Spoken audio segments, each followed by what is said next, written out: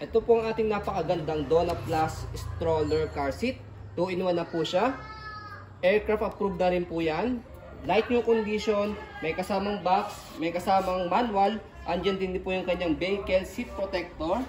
Kompleto po yan sa newborn pad, sa ulo, sa body, harness pad kompleto. Okay? And then, 2028 po ang kanyang expiration. Yan. Sa mga hindi po nakakaalam, sa car seat meron po siya expiration. Okay? So, ito po yung details po ng ating pong Donna Plus stroller car seat. Unahin natin yung kanyang canopy. Color pink or pinakatawag po sa kanya is blush pink. Blush pink. Okay.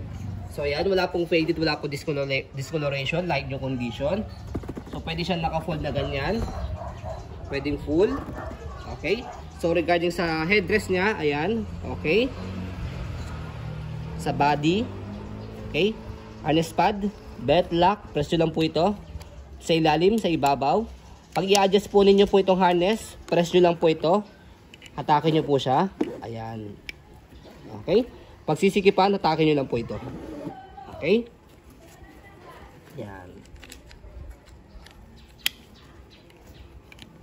Okay. Ito yung design ng pad. So, yan. Tanggalin. Ayan. Okay, yan po yung design ng kanyang upuan. Hindi pa siya mahimulmol. Hindi. Yan. Light yung condition po siya, puting-puti. Pati yung airbag. Okay, so next, yung kanya pong handle. Yan. Na-extend po yan. Presyo lang po itong Donna. Yan. Okay. Yan. So, kapag naman po itutulak nyo siya, press. Ito. Ayan. Pwede siyang paganyan. Kumbaga parang maleta. Okay? Carrier. So next is pwede rin siyang manual carrier.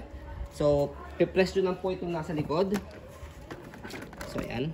So, pag press nyo po niyan, yung gulong sa harapan na malaki, lulubog yan. And then, pull down. Dahan-dahan nyo lang po para at least hindi po siya magasgasan.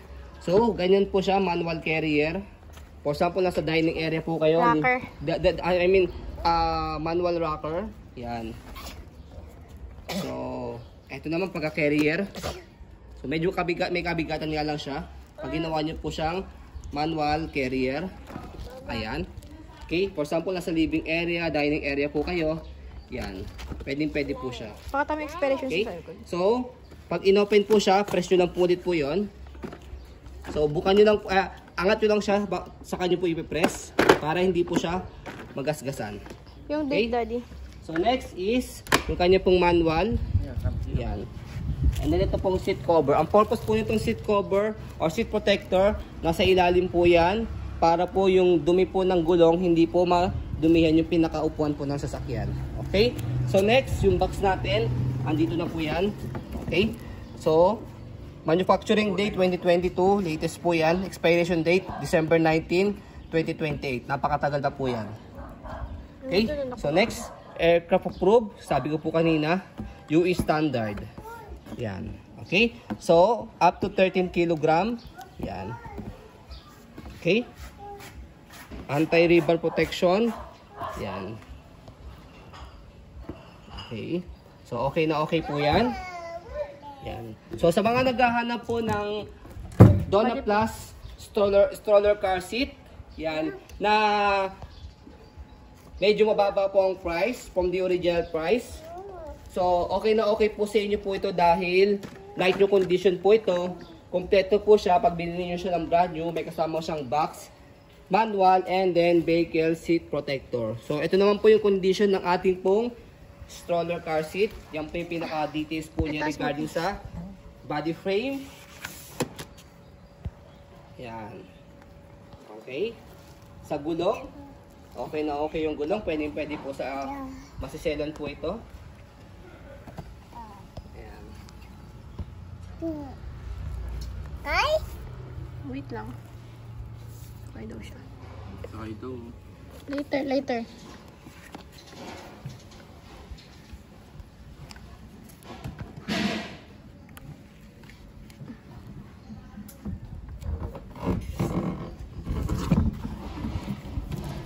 Installation.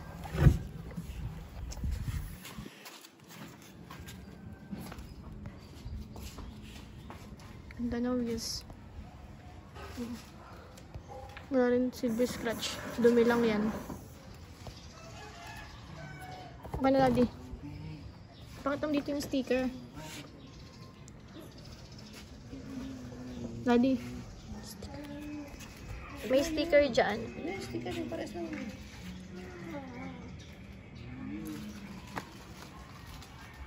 So, okay na po. So, yun po ang ating pong Donna Plus stroller car seat. Light new condition. So, maraming salamat po. What you see is what you get po.